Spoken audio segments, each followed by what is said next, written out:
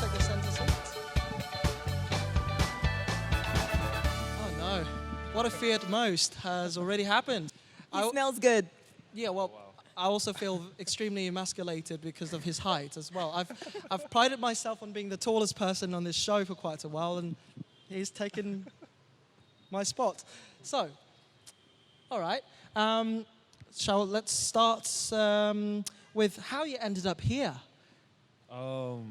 My first time back, it was in 2016. I got a text message actually from my ex-assistant college coach, basketball coach. He hit me up and said, asked me, you want to go for a tryout? I'm like, what kind of tryout is this? And he said, it's a professional league starting out in Vietnam. So I'm assuming you have Vietnamese heritage. I'm like, yeah. So he told me about the tryout, the location. It was near my school, and I gave it a try. It was a 2-day event. I went there, impressed the coaches out there, and then I got an offer to play in Vietnam for one of the one of the 5 teams that was created in VBA. And then that year I left for Vietnam to play basketball. Crazy thing was I left everything behind from back home. I had a choice between going back to school. This is 2015. I graduated from college, my undergrad degree.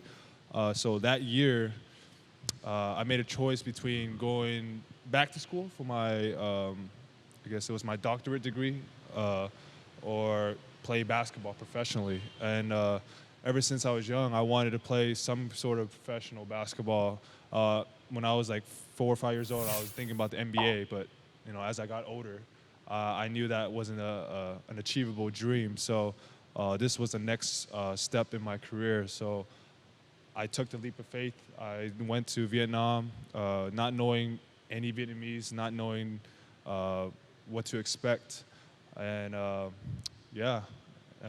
since then, I haven't regretted my decision once.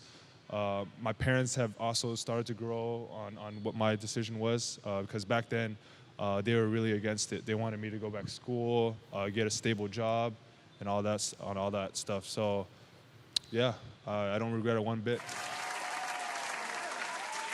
For all the Vietnamese audience that are not so familiar with college basketball, now college basketball is a big thing in the United States. So tell us a little bit about that and how that led you to, being really super serious about basketball. Sure. So the college basketball scene in the U.S.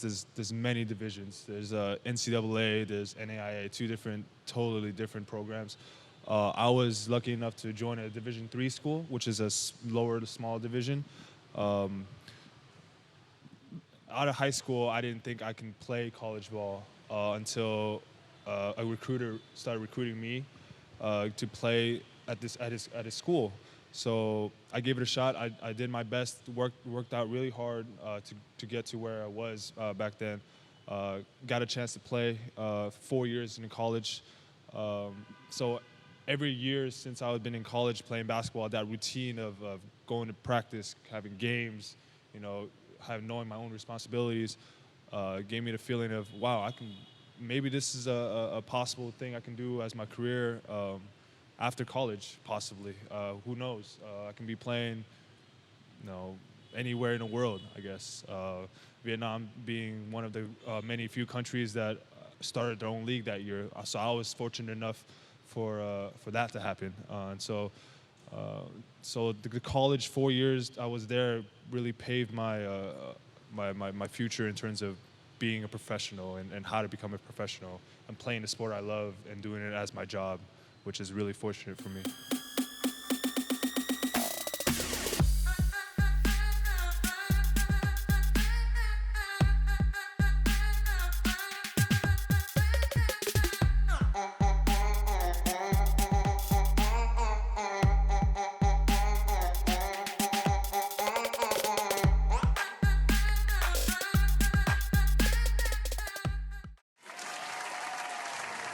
And what a decision, what a choice you had to make back then, between a doctorate and a professional basketball career.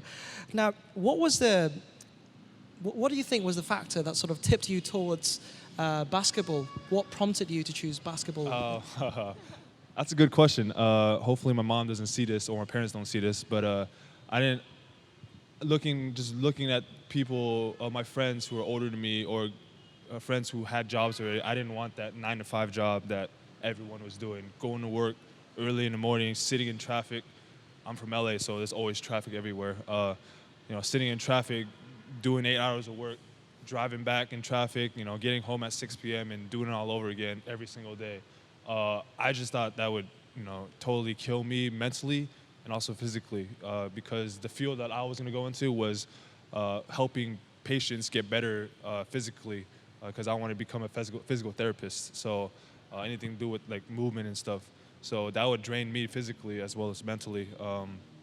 So I just told myself, there's got to be another way. There's got to be another option in my life that I can do to be happy and also make money as well. So that was probably the main factor why I chose to play basketball out here rather than to stay home and get another degree and working.